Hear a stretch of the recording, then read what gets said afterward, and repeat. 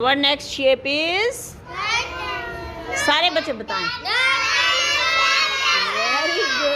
Very good rectangle.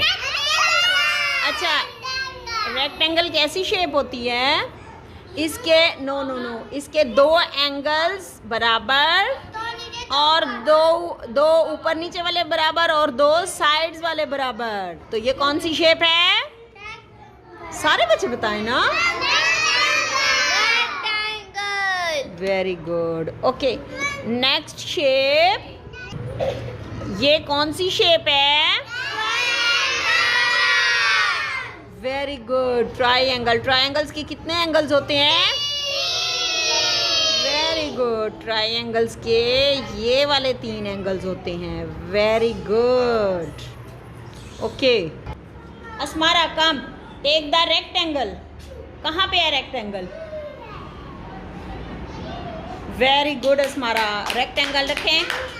Very good. Okay, Ayub take the square. Very good, रखें। Clapping करें भाई।